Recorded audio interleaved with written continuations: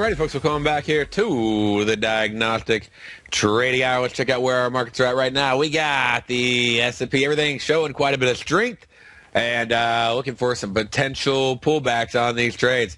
We got the S&P up right now, 23 points. The Russell's currently up 18, 19 points. Nasdaq's up 59, and the Dow's up 210. Seeing quite a bit of just choppiness and pullback at the moment. So we might be nearing today's highs. We'll be monitoring these trades. We'll get on over at copper, gold, and silver. We got copper currently is up a little over 0.5%. We got gold down about 1.5%. And we got silver right now is moving down. Let's see what we got. About 0.75%.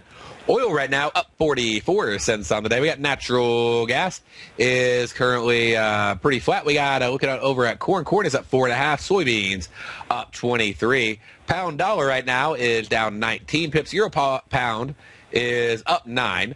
Dollar freight currently is flat on the day. The U.S. yen we're looking at up $1.12, and looking out over at euro yen, it's up $1.41 on the day. And then going on into Aussie yen. It is up 82 pips. The Aussie dollar is down 23.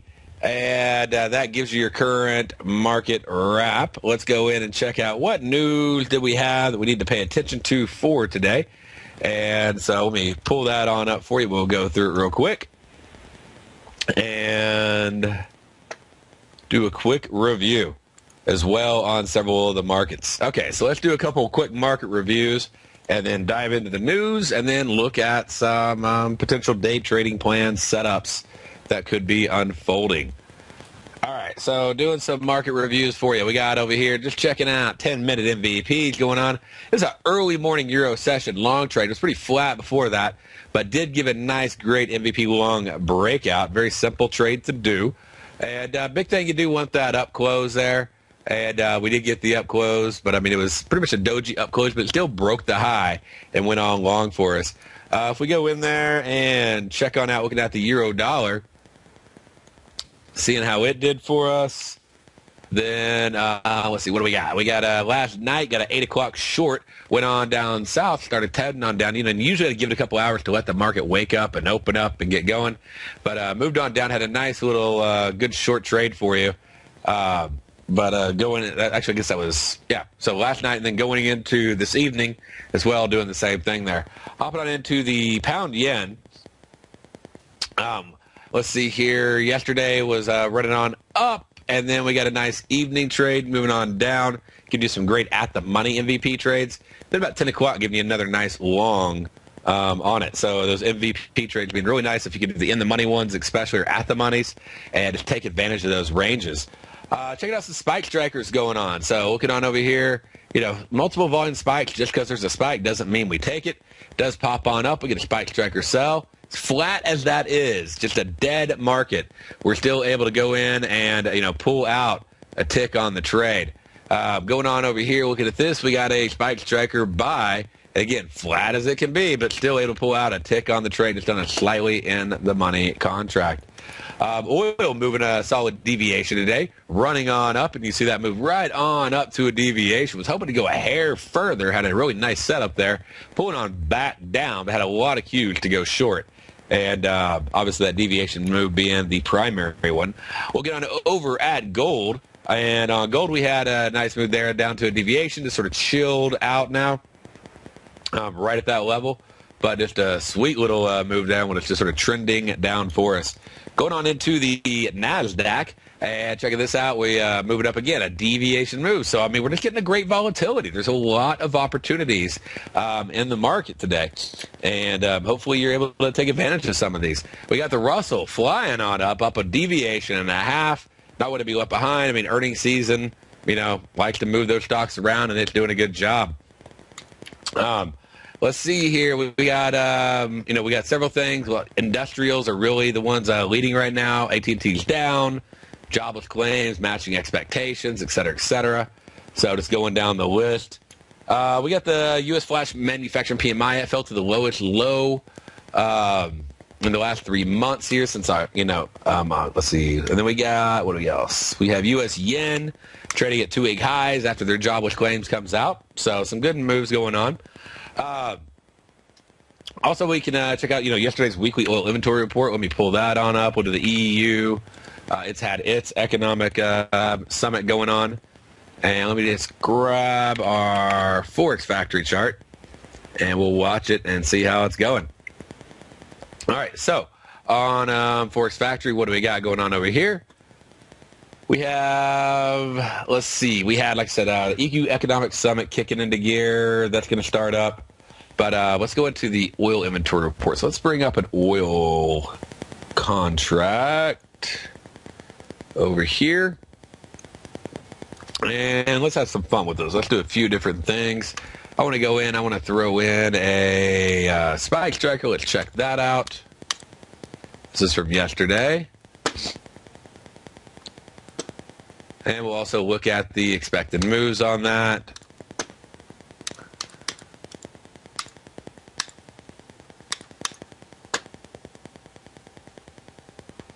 All right.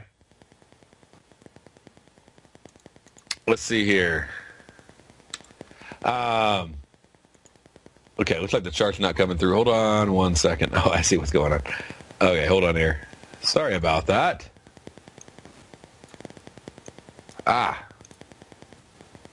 Just get to going sometimes. Let me see. I thought it was in there, but it wasn't. And, okay. That ought to work a little better for you. Sorry about that. Okay. And there you go. Nice pretty chart. All right, looking at oil inventory. Coming out yesterday, so we're going to back up a little bit. And that came out between 10 and 11.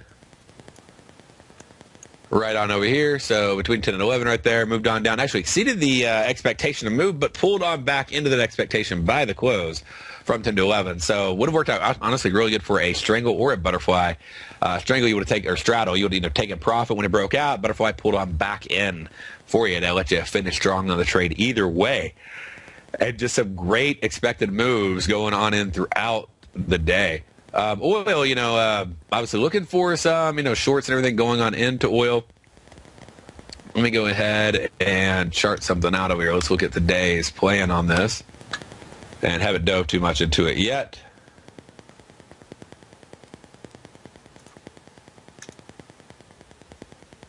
But, give me 1 second, gotta let it all load up.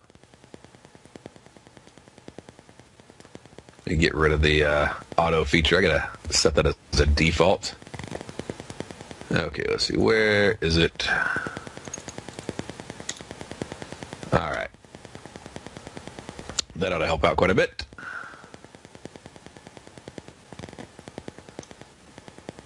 Okay, so, looking at today and potential trades we had a long right here at 80.90. That one shot up, and it hit both the first target at 81.20. We hit the second target at 81.55. That finished out that trade for a 65 pip profit. Right there. Had to stop at 80.40, but did not get hit. Did move down a little bit against us, but did not get hit. Going on forward, looking at what other trades we got, we just barely, by a hair, even though we had a massive volume spike, which is a pretty good clue of a reversal, but by the time the bar closed, it was about right near our entry, but also right at our first target. Let me see, I can expand this out a little bit more, maybe make it a little bit more legible. There we go. Yeah, that's better. Okay, so I was looking for an entry to go short at 85.50. Didn't quite, like I said, hit that one right there. If it does come on up and pull back, then I still do have a target for going short. Up at 82.50, and then I have a slew of profits. Taking profit there, 82.20, 81.70, and 81.40. Respectively on the way down. So we do get back up to that level, and then where would my stop be? Be up at 83.05. Okay, On the way back down, if we get another bounce, we may get a little bounce and oscillation today. We don't have a lot of time left. We only have an hour left in the pit, so don't get too overly excited. But down on to 80.90, may move up to 81.20, 81.55 again. Maybe able to repeat that trade today. All right. So that covers us on oil. That also goes over the oil inventory report. Bringing us on back to the news. I had to close everything to get everything back up and loaded for you. But right over here. Okay. And we'll go through a couple other day trade plans today too. But let's get through some of the news reports that we talked about yesterday and the end earnings announcements. Just like to make sure you're getting those each and every day so you can get them consistently from me. Let's see, going on down to the 23rd. So that EU Economic Summit for tomorrow. There we go, 23rd. All right, like wasn't updated. So that's the EU Economic Summit. That starts today, so you can have some, weird and wild, crazy announcements coming on out. Just don't be shocked if that happens. We got the Euro variance reports, so let me bring these on up for you. Okay. Euro variance reports coming out at 3 o'clock. There was just a whole lot of them coming on out there. We had the pound CPI, and of course, this morning Comcast had their earnings release. Yesterday, after the bell, AT&T had its earnings release, impacting the markets a little bit overnight. Had a little bit of down movements there, and then had some New Zealand, information, NAB information, China information. Main trade last night being the pound dollar, and that was on their mortgage rate approvals. So their RBA and their retail sales. With that, let's go ahead and take a look on over at this contract. Okay, and let's take a look at pound dollar. Here we go. All right, bringing that one on up.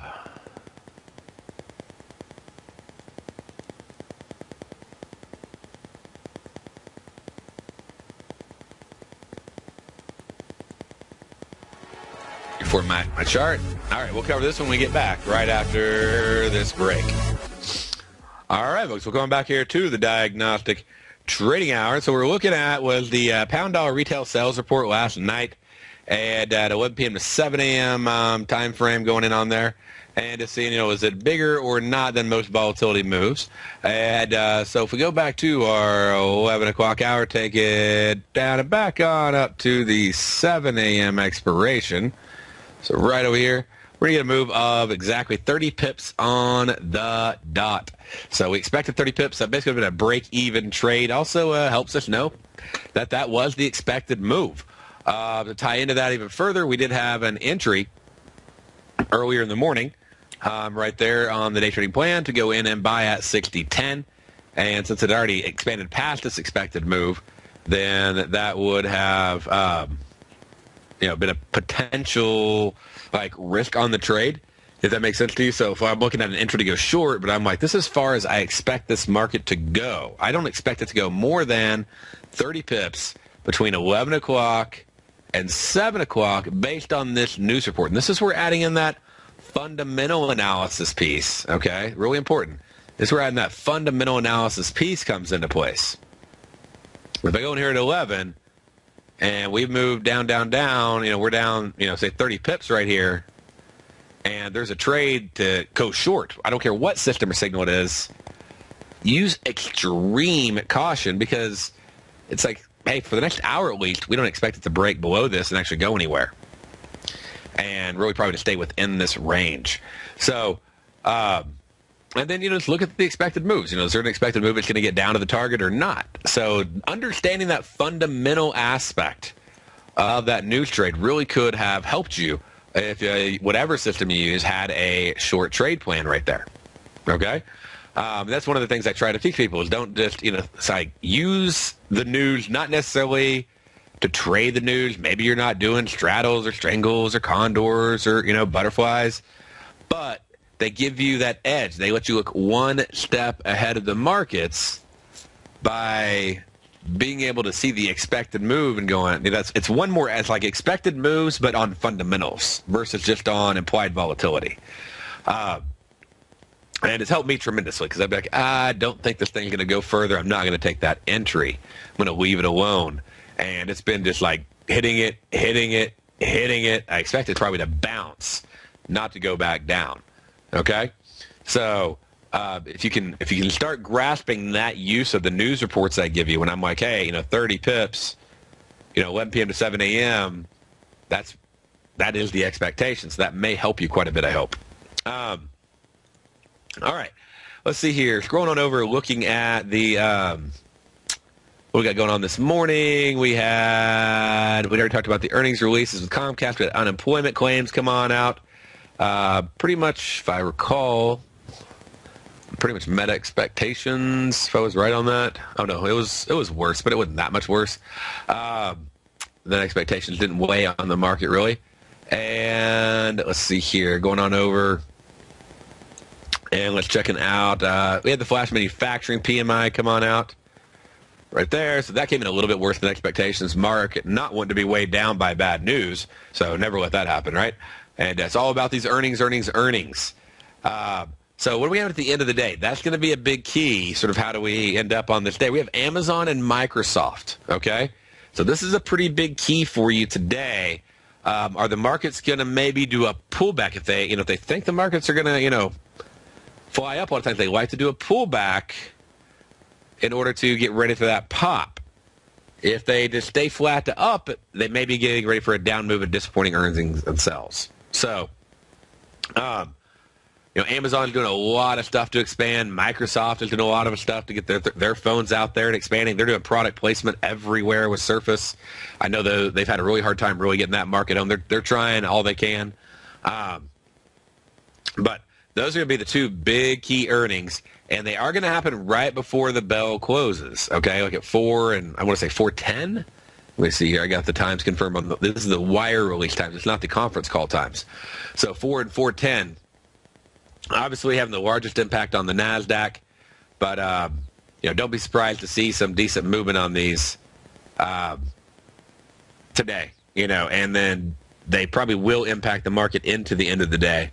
And just watch for that pattern. It pulls down. A lot of times they're expecting a pop. Pulls up. A lot of times they're expecting a drop. So they're trying to just basically position themselves for a better position. And we'll talk about a natural gas article that came out and look at how that played out when we get back after this break. All right, folks, we're going back here to the Diagnostic Trading Hour. And we're just going through, we're looking at the news and going through the plans put together. We're talking about checking out a potential natural gas trade over here as well. So I want to get that set up for you. Give me 1 second. We'll bring all that up, close out some of these other charts from earlier in the show, and open that chart on up for you. Let's see. Let me get a different one. There I go. All right. Let's change this one up to natural gas. And all right, so on natural gas, it's taking me just a second. There we go. One of the trades we were looking at over here was the ability to basically trade off of the natural gas oil inventory report.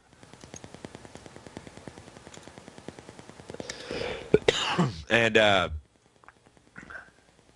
let's see here. Trying to grab the stupid screen. There we go. Come on. Let me have it. Not responding. A little technical difficulty here. Maybe if I can close it down. All right. I'm going to copy it. I'm going to open it in a different browser.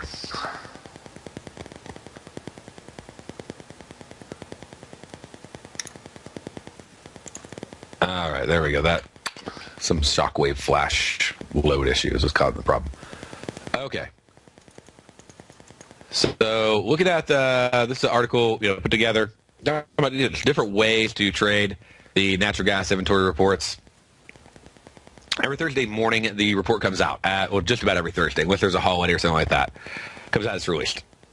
If the inventory is higher than expected, then the gas market would theoretically usually drop, and if the report is lower than expected, it usually would rise in price. Things don't always go according to fundamentals, but that is the at least the general expectation. And I was talking through, there's a few ways to trade the report. And so I want to go through a few of those ways with you while we're looking over a natural gas chart. And that's why I'm just trying to get that one up for you. All right, there we go. Got it loaded. And so the ways I was looking at it is, one, of course, I always use my deviation levels on any trade that I do. And I want to make sure that I'm on the right contracts, the right months. And the report's going to come out at 10:30, so you can have something like Forex Factory or something like that opened whenever you're going to place the trade. And you can look at the binaries, you can look at the spreads. You know, there's, like I said, there's multiple ways you can trade this report, but it can have some pretty big moves. One of the biggest things about these moves is you want to make sure that you are looking at proper expectations. So let's go ahead and let's add in expected ranges over here. With those expected ranges being added in. All right. So now we can zoom in a little bit tighter on it. Like I said, a few ways to trade it. So you can use, magnet volume price levels. So, and that, basically that's sort of, plotting it going towards the expected channel there. And it's made its move. So you can look at volume, you can look at 5-minute, you can look at 10-minute, you can look at 15-minute levels on 5-minute charts. You go through, just pull all those up. You can also pull up, spike strikers, which is one of my favorite ways to look at things after a news trade. And often on this trade, you may want to be looking at, potentially looking at using, natives like daily binary contracts. So let's sort of try to shrink this down a little bit. I know there's a lot of text going on there. And, we'll shrink quite a few things. Let's just bring it on down here. And I'll make the text a little bit smaller, just the way these are plotted. Be a little bit difficult for you to see out there. So let's try 12. See if that gets it a little bit more legible. Yeah, that's a lot better. Okay, so anyways, volume spikes on up, and then we get a short sell. You could do a short sell going into end of hour in the money. That would have been profitable, and that would have been a current hour expiration. That would have been a 12 o'clock expiration. Okay, and that would have been an in the money contract. Another trade setup you could have done could have been you could have done an at the money expiration, which would have also expired in the money, like say for the following hour. Another possible trade is targeting down to let's say the 0.5 deviation level, going right back down to pretty much where it was before it started as of the expiration right there, and looking at that as a potential out of the money trade. Okay, so first thing is we're going to set up a chart. We can look at 5, we can look at 5, 10, 15, we can look at whatever. I'll just put it on 5. Make it simpler. It makes the charts a little cleaner for seeing the entries there. And so again, one of your choices may be to go in, and I don't talk about this a lot, but looking at your daily binaries versus your intraday binaries. Let price move up or down, ideally by at least a deviation. It doesn't always, not necessarily always going to move that full deviation. Let's see, what do we get high to low today? Let's check on the high to low deviation marker. Got pretty high. Ideally, just at least to hit a new deviation level. But maybe, a deviation move. On that, often we don't get a full deviation move on a natural gas report, so you wouldn't want to necessarily require that. But it's approximately about a deviation move. It's pretty close to it, so maybe about 0.7 of a deviation move. Look at that channel. Use it to target your out of the money strikes on your channel borders. So the idea here being to go in, and it flies up. And then what you do is you pick the end of day expiration, like 2:30, and you target this border right here, okay? And so you're targeting 3607. You look for a binary strike at that price level. Since you have one at that price level, then what we can do is we can go in and go, okay, well, what was the price? What was it valued at? So let me log on just to the Nadex demo platform has a something that the live one doesn't have yet. Their charts are working on the actual binary pricing. So let's pull that up real quick and look at it. We got indices, or not indices, we got commodity binaries, we got natural gas, we got daily. Okay, so I'm right here inside the Nadex platform. And what are we targeting? Around 3607. So we got the daily contracts. So we go here to 36, I guess 20. And let's look at the quick chart.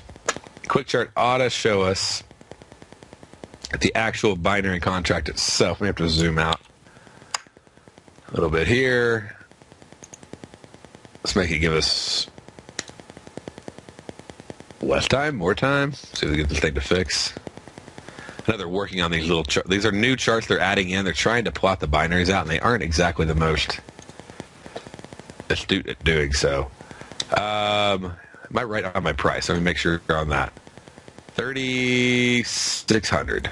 Oh, 3,600. Oh, 3,620, 3,600, yeah. I think it's plotting like right at 70. Let me try that quick chart one more time.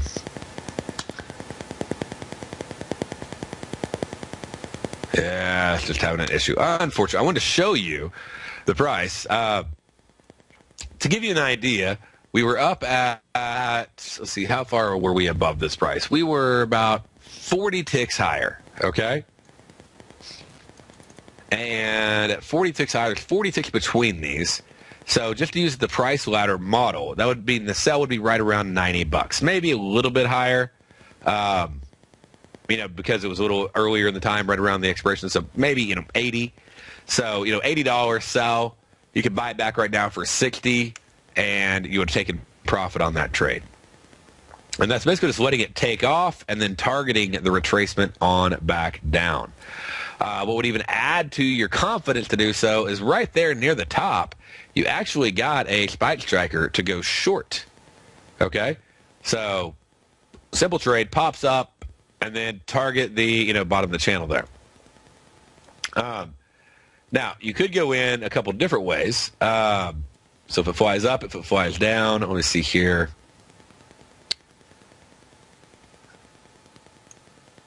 And let me show you this one. Okay, so this is an example. Basically, right here, you could have went up at sold. You could have sold like right outside the range. You could have done a butterfly. So you could have sold the 4160 daily expiration with a limit order of $30. You could have bought the 3920 daily expiration with the limit order of $70. And you can wait for the market to move to fill either order. So basically, if it just barely got to the top or barely got to the bottom, it would fill either one of those orders. A lot of times on the oscillation, you could get both hit as well. Okay? Which would be good. So that's a way to go in and butterfly the trade, along the way. And let's see here. I'm just trying to go through a few different ways you can trade this support. We got Spike Striker. We got, after it bounces up, it starts pulling back, target basically the retracement to the previous price. We have a butterfly set above and below, but it may take oscillation to get hit. You may only get hit on one side. Okay? Sometimes you get both. Sometimes that implied volatility goes so high that you get both. Now, you also could go in and you could use the expected ranges on the hour for the report that it's released, like at 10 a.m. To 11 a.m. and looking at maybe at a daily binary contract. At the beginning of the hour, look for strikes just outside the higher or the lower range and set that limit order. So, and then go in and set a take profit to buy it back. So if I sell it at 30, maybe buy it back at 6. If I, buy it at 70, whatever, then, sell it back at, a little bit, 94. Okay? So just, simple, that's your butterfly. So it's buying down here, selling up here, and taking profit. So we got just, when it bounces up doing a pullback, we have doing a butterfly. We also have the spike striker report. So just going on the volume spikes and doing the fade right there on the volume spike. And very simple. So those are a few easy ways to trade the trade. You also can even look for, and add one more way to that, you could look for a straddle. So if you can find a cheap enough straddle That is also a possibility. Let's say you could get a $50 straddle. Maybe your tent's not even to take profit. And let's say you buy one up there and you sell one down here. If it expires above one of those levels, you're going to make $50. If it costs you $25 to buy the upper one and maybe costs you $25 to sell the lower one. So, yeah, so get that $75. So the biggest point I want to get to across on this, and, props to, Lori and Sherry and Cameron, everybody who, has helped contribute on all these, is just, think outside the box. You got options. They are called options for a reason, right? So, check them out, look at them, think about, okay, what are different ways that I can take advantage of this? Because it's when you're just trading futures, which I love trading futures, but when you're just trading futures, you're basically buying or selling or spreading futures. Maybe you're adding options, but they have a lot of theta and they have less gamma and delta to them. When you're trading options, you can combine them with your futures. You can combine them with your Forex. You can even combine them with your ETFs, even these Nadex spreads you combine, like US 500 with spiders. I don't know why you would. I don't think it's the best use of money. I think you're better off with ES, but if you wanted to, you could combine, their small cap 2000 with IWM, and you can combine their Wall Street 30 with the diamonds. There's a lot of ways you can combine things together to really reduce your risk and hedge your risk as a trader. And anyways, but I just thought that would be sort of a cool thing to share today, to, sort of looking over in detail, on that trade, specifically, and, how it worked. But, again, thanks to all the people that helped me put some of this stuff together. Let's see here. What else do we got on the list for today? And I got a few more things that I really wanted to go through with you. Got the natural gas spike, so I got unemployment claims and earnings. Talked about the earnings for the end of the day that you really, really need to be aware of. And let's see here. What else do we got that I want you to be aware of for tomorrow? Let's get that stuff knocked out and go into it. And right there we go. Okay. Sorry, sort of hopping all over today. A little bit different trade show. All right, so tomorrow we got an EU Economic Summit.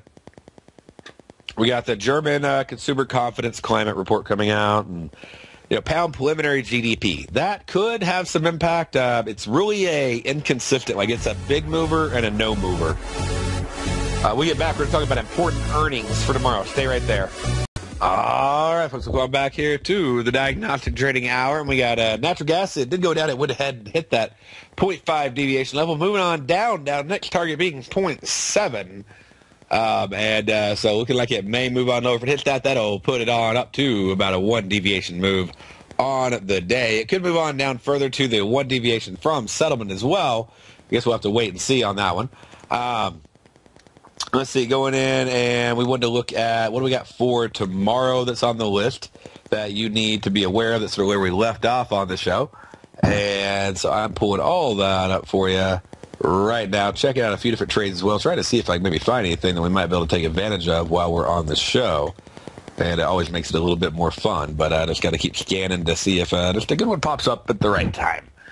Okay, let's see here, going over a little bit further. Yeah, we keep having that entry bounce off Aussie, and I'm starting to wonder if Aussie can even hold that. Okay, let me go back on over, look at what we got on our specific news plans over here for the day for you. And what do we got coming up tomorrow? Well, we got Economic EU Summit Day 2 coming on up. So just be aware that's going to be rolling on out there. We also are going to have the Consumer Confidence Report coming out. Consumer Climate Report change, whatever German report coming out. That just obviously have a little effect. German Employer PDP, talking about that being the big one to be aware of. Tomorrow morning, we're going to have Procter & Gamble opening up at 7 a.m. So in the Dow, one of the lower but still top 10 there, weighted stocks in the Dow. So the ranking cap. So just be aware that can definitely have some impact on the market opening upon how those numbers come on out. Big number U.S. new home sales being released. And we've had some pretty big, good numbers coming out on sales. So seeing how the numbers come on out tomorrow with the new home sales will be just one of those, obviously home sales is supposed to be, indicative of a improving economy, etc. So if new home sales continue to climb, that will be a good thing. But expectation between 9 and 11 a.m. is about a 30-pip move on the euro-dollar. So we'll be looking at a euro-dollar iron condor for that specific trade setup possibility. Okay? And then what else? Is there anything else? Not really. That really is going to wrap it up. I mean, we'll have a couple things in the weekend. Britain, Europe, Switzerland, all those are switching over to their daylight savings time. And then on Sunday, New Zealand's going to have a bank holiday. And Euro is going to be releasing a bank stress test in the afternoon. So on Sunday afternoon. So be aware, any of you FX position traders holding things over. They've been having a lot of rough news come out. So depending upon how that works out, I mean, it could be great, could be bad. We have no idea. We'll be opening up with Merca releasing before the bell there on Monday morning. And we'll have pending home sales. Pretty light news releases on Monday. That'll be a $30 iron condor coming out on Monday for you. That night, don't really have all. We have yen retail sales coming in at 750. Might be a little big of an impact right now because so many people are really watching the retail sales numbers. But just make sure you have it on your be aware calendar. And like I said, I was trying to pull up just a couple charts to see if we could maybe grab something before it all wrapped up. But we only got an hour. Can only go through so much. We got Aussie dollar right now pushing down right there and right off that entry. So, all right, we'll stay right there. And we have another great show coming up for you right after this.